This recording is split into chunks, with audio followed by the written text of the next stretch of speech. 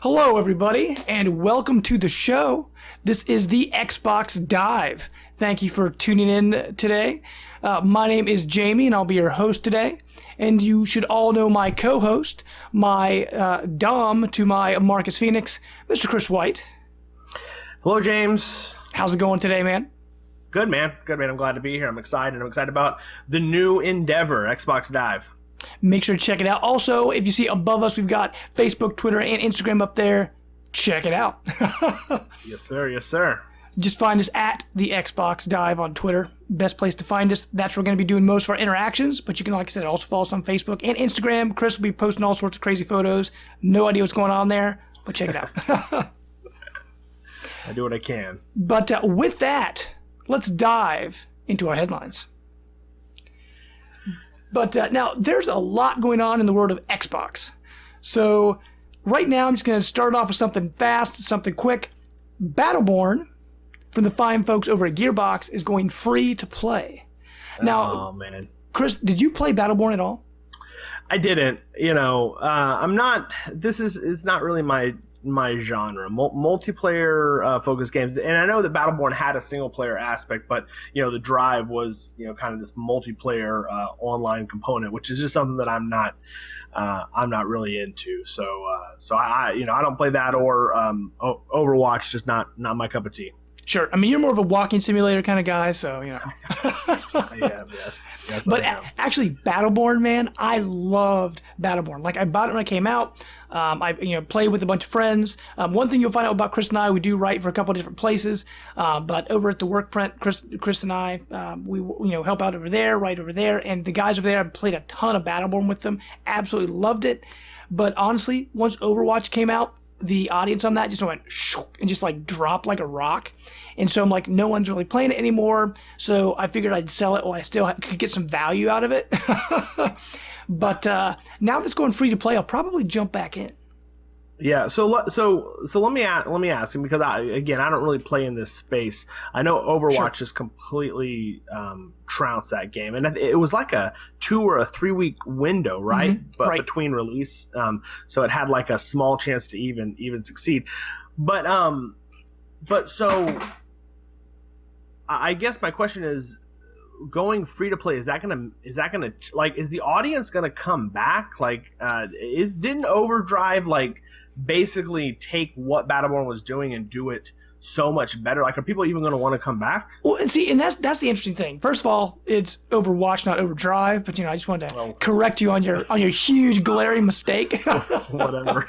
Oh man, but no, like, they had so many similarities. I mean, it was a multiplayer shooter, but Overwatch is more of like an arena battle shooter. Like playing, like Quake back in the day online, Quake 2 and stuff like that. It was more like that. Where Battleborn was more of a MOBA. If you've ever played something like Awesome Knots, it's kind of like a 3D version of that. You're just kind of working with your team to defend your base and destroy the other person's base. But they both had a lot of similarities. I mean, there were multiple characters to choose from, multiple classes. Now, me personally, I played Overwatch and I played Battleborn at the time. I actually enjoyed Battleborn more because Battleborn had like a full-on story mode and stuff like that. I mean, it was some online story stuff, but it was nice to have an actual story, which was pretty cool. But I mean, I enjoy both, but at the time, I enjoyed Battleborn more. I will say this. I mean, I played that stupid Star Trek online game. Oh my gosh, I played that too. Yeah. Because it was free. So right. So I'll say this: going free to play will, if nothing else, probably make me at least download it and try it. Sure. Before completely moving on. So it may be a good move. I don't know what they can actually salvage at this point, but I mean, all the time and the resources that were put into the game, I mean, anything they can get out of it, I guess is a win at this point. Right, and I agree. I mean, they knew it was a loss. Once Overwatch came out and their player base just dropped, I think they knew they were done. Sure. Now, I know Evolve, that went free to play too. Did that already happen? I know it was going free to play. Wasn't that only on PC though? I thought it was coming to Xbox as well. I mean, and that's a game where I always wanted to play it. I tried it out. I was in the beta, but I never bought it. And you're right. Like, with these free-to-play games, I'll probably go back and check it out sometime. Now, is the audience going to stick around? Probably not. I mean, because, like you said, are they going to think it's going to be another Star Trek Online? Because I played that game too, and it wasn't that great. But Battleborn is awesome because Battleborn was a full price game. It just didn't sell well, so they're making it free to play versus free to play right from the start. Yeah.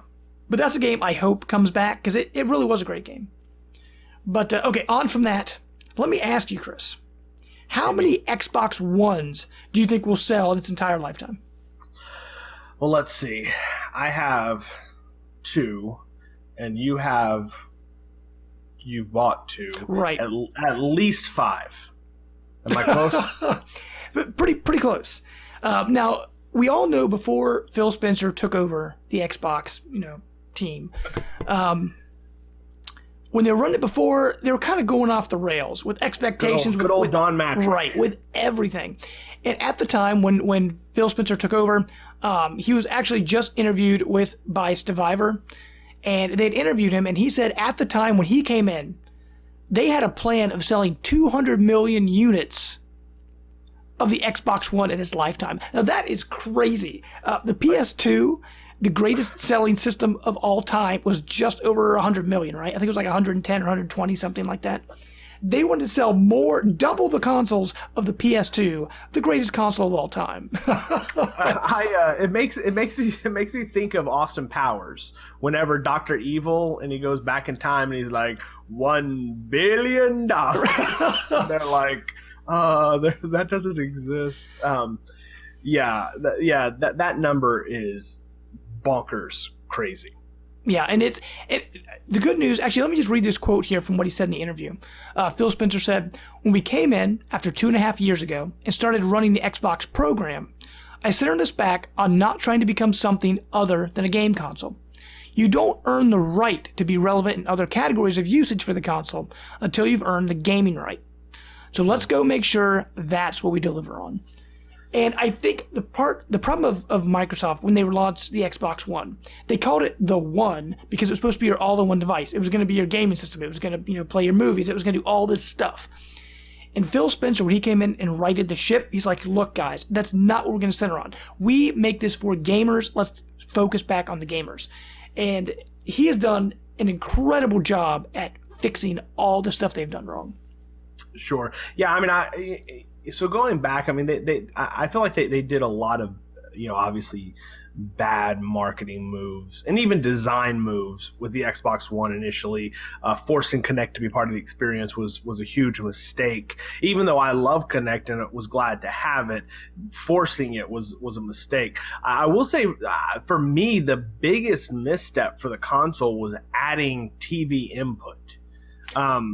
Which, they spent all this time talking about, DVRing stuff and working with your cable and satellite provider and how it has an IR blaster so you can control, different. And it's just like none of that stuff matters to a gamer. Mm-hmm. And when you're talking to, just an adult, man or woman who isn't a gamer, they're not looking at an Xbox One as a satellite, solution. Like it just those two things don't really mix. And so I think Phil's right. And I think Phil's done exactly what he set out to do. I mean, when he took over, he said, "We are going to make this about games." And it has been about games nonstop. Mm-hmm. Kinect is gone. They redesigned the UI on the console to be more user friendly. Now, one thing I will say with the user interface, my friend Josh, he's a big PlayStation guy. Chris, I know you know him. He's a diehard PlayStation guy. But about a month or so ago, he stopped by. We were hanging out, we were playing video games, and we were playing my Xbox One. And he hadn't seen the interface of the Xbox One. I don't know if it was the first time or it's just been a long time since he'd seen it. He's like, "Sure. This interface is awesome." He's like, "I really like this." And now, and I think you're right. They made huge steps from where they started with the Xbox One because originally it was all about Kinect. But what they've done now with the UI is huge. It's awesome. It's huge. It's huge. But but even going back, I mean, if Phil would have been running the ship from day one with a focus on games like we know he has, there's still, I just don't think there's a world in which this console sells 200 million units. Right. That's just that's. Sure. And I mean, even with what they're doing now, with the Xbox One S, it was the number one selling console in August. And it probably will be the number one selling console in September, too. In October, they've got all these, bundles coming out. So I think it's going to be a pretty big impact. I don't think it'll ever catch up to PlayStation numbers, just because PlayStation's selling huge all over the world. Xbox is more like an American thing. But I still think it's going to sell really, really well now that they've kind of fixed all those problems. Yeah, sure. And there's like you said, there are a lot of bundles. I just wish there were more Gears of War bundles. Oh, sure. And actually, speaking of that, we'll just hop into that real quick. 2 new Gears of War Xbox One S bundles were announced. Now, I know we both already have our Xbox One S's. Absolutely love them. They are awesome. But what they're going to do, October 11th, when Gears of War 4 launches, they're going to have a 1 terabyte white Xbox One S, so it looks exactly like it does now. So if you don't want that, red Gears of War bundle console that's got like the blood splatter all over it, the big gear symbol, if you're not into that, you can still get a standard white Xbox One S for $350. With the game. Yes, with the game. The other bundle that they're doing is a 500 gig deep blue Xbox One S. That is not coming out. It does. It looks really nice. I like it. That is not coming out until November 1st, though, and it's going to be exclusive to the Microsoft Store and GameStop. My problem with this is that I would prefer the memory, the hard drive space to be flipped. Like, had I considered getting the blue, at this point I'm all digital with all my games. There's no way I would willingly buy a 500 gigabyte console anymore. So I would have liked to seen the one terabyte be the blue one. But so this goes along with, also we're getting the 2 Battlefield 1 consoles, right? So we're getting that military green. Oh, that was ugly. I'm sorry, that was so ugly. And then there's the gray one. I kind of dig the gray one. Mm-hmm. So in the next couple of months, we're getting a blue console, we're getting a gray console, we're getting a gross green console, we're getting the Gears of War bloodied up console, and then of course just your standard white console. I'm telling you, man, by next year we will have Xbox Labs. Well, I mean, dude, for the whole Madden promo that was going on, where you had a chance to win an Xbox One S, that was it was themed to a team of your choice. They had every single NFL team themed. Yep, it was cool. Yeah. I kind of I went in and signed up trying to win that Colts Indianapolis Colts one, but didn't win. But that's okay. Actually, speaking of Gears of War 4, when it comes out next week, October 11th, there will be a day 1 patch. But it's only going to affect the disc owners. So if you pre-order it digitally, you will get the patch in there. You don't have to download it. The game is going to be 54 gigs on the Xbox One. So if you want to play it day 1, you might want to pre-order now digitally, have it ready to go, because it's going to take a while to download. Especially if you're like me, you got a slower internet connection, it could be a little bit of a problem. But also, this is one of those games that has Play Anywhere. So you can also get it on your PC. Now, that's also only if you get it digitally. If you get the disc copy, you are not going to get Play Anywhere. But if you want to get it on PC, it's going to take up 80 gigs of your PC. Now, I'm assuming that's more for high-res textures and some of that other stuff. But it's a much bigger download. That's crazy. Hopefully that speaks to just how great that game's going to be, just as far as what they're packing in it. But it's just like you have a couple of games. I have Master Chief Collection sitting on my hard drive, which is 60 or 65 gigs, something like that. And then I think the next biggest one I have, is GTA 5, which is 40 or 45. It's somewhere in that vicinity. It's crazy. These games are getting just bigger and bigger. Going back to, I just don't know why anybody would buy a 500 gigabyte hard drive. You really need that extra space. But now, quick question: do you have an external hard drive hooked up to yours Xbox One? I do not. Okay. I've never. So I would just delete games. So I had a launch console, so I had 500 gigs. Right. So I would just delete games as I needed them. I never had the desire, and I have a really fast internet speed, so so I could normally download a game overnight and it'll be ready the next day. So I never really felt the need to have to do it. And then I got when I upgraded to the S, I got a 1 terabyte. So now I have I'm not even at 50% on my S now, so I'm good. Okay. Right now. See, for me, when I bought that 500 gig, I was tired of deleting stuff all the time, so I went out and bought a 2 terabyte external hard drive. But now I've got that on my One S, which is a 1 terabyte because I got the Madden bundle. I think it's the same one you got. So now I've got 3 terabytes hooked up to my One S. I don't think I'll have to delete anything No. for a long time. No. But dude, I've got so many games on my system now, it's crazy. But now, speaking of upgrading, we all know the Scorpio is coming next year. Now, I'm pretty hyped for the Scorpio. Are you hyped? I'm assuming being an Xbox show, we are super hyped. Yeah. I'm excited to hear what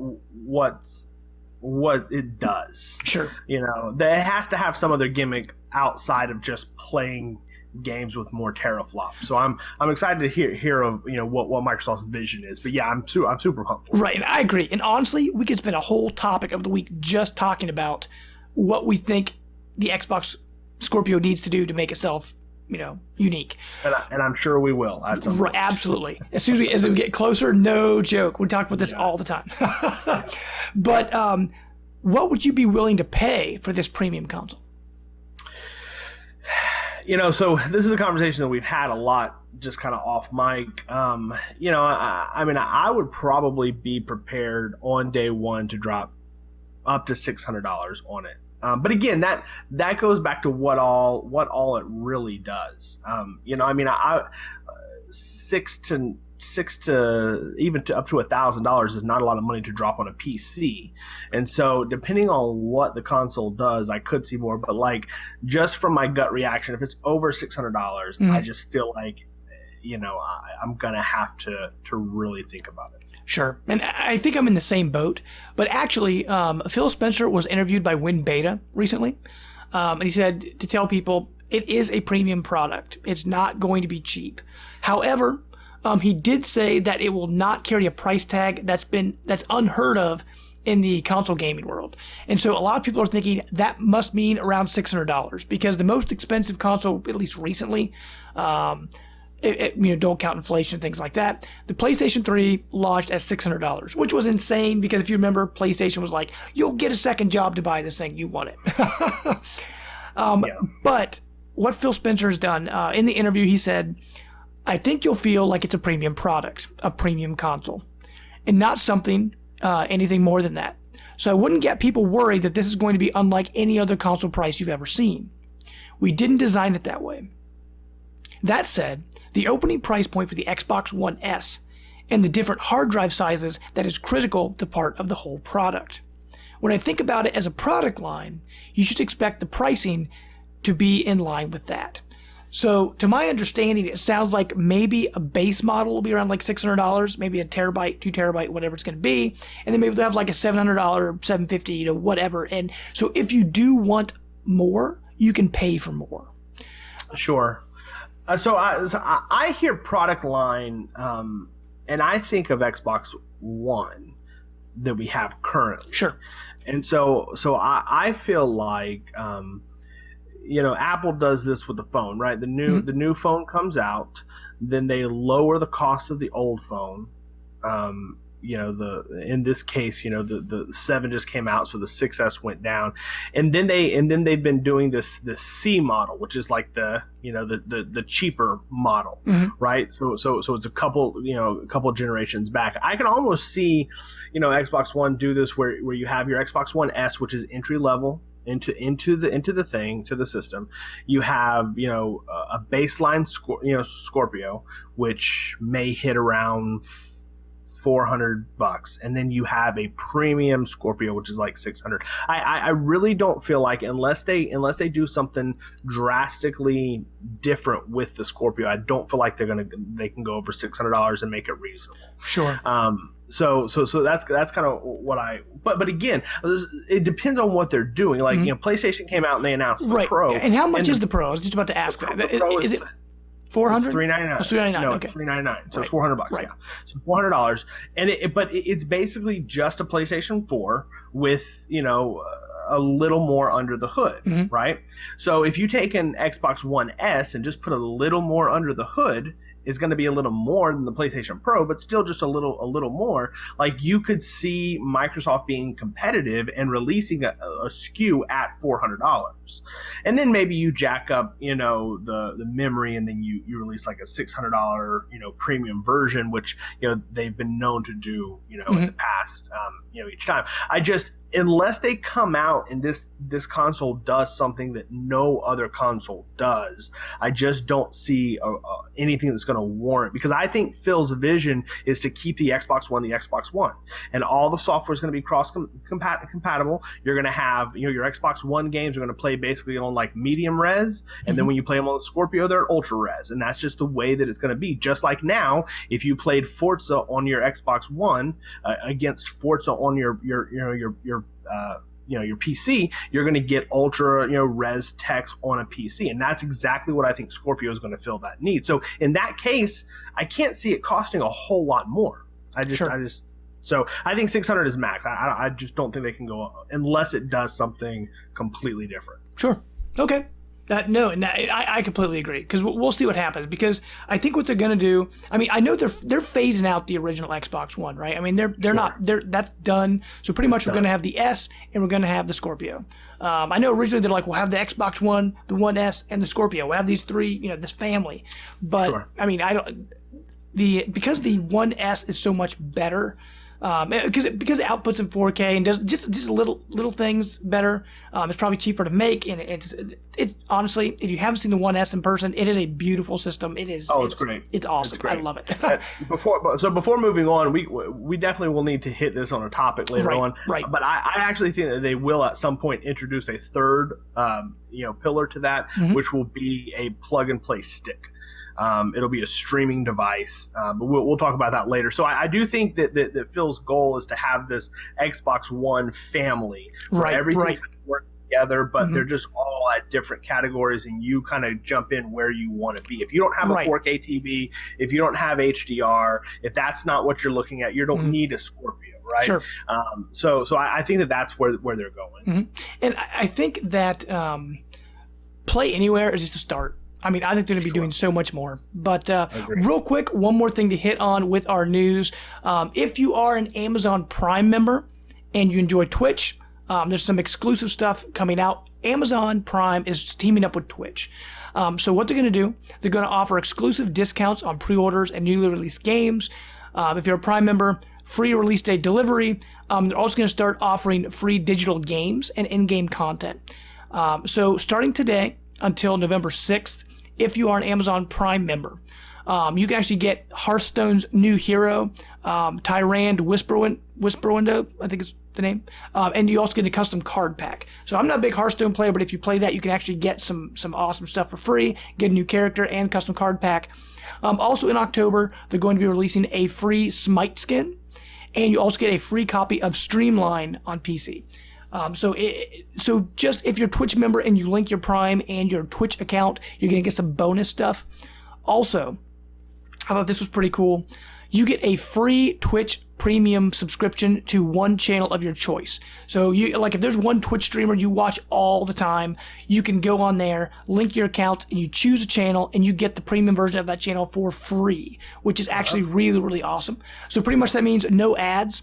But also the really nice thing about this, when you subscribe to a Twitch channel, and that Twitch streamer gets that money, they're still getting that money. They're just going to get it from Amazon instead of you. So it's not, the streamer's not losing anything. So that's actually really, really cool. So if you like Twitch, you love a streamer, you want to give him some money and get his channel for free, if you have Amazon Prime, check that out. Nice. That sounds great. I mean, I've been a Prime member for a long time. I actually don't do a lot of Twitch stuff, but this may drive me to do a little bit more. Do you know if you can change your free premium channel at any time? I'm not sure. They just released a news story on this. I have to go in and do a little more research on that. That would be cool. I'm assuming not. Because subscriptions, they're a year, right? I think you get a yearly subscription, or is it monthly? I can't remember. Yeah, no, it's a year. Amazon Prime. Yeah, so you probably get it for a year, and I bet after that year you can change it. I don't think you can change it, mid. Okay. Yeah. Because I was going to tell everybody they should premium subscribe to Xbox Dive on Twitch, but maybe wait till we get that up and running. Right. That'd be a great idea. Hey guys. We hope you really enjoyed this contest from Xbox Dive. If you like what you saw, make sure to comment and subscribe down below. You can also find us on Facebook, Twitter, and Instagram. Till next time, guys, we're out.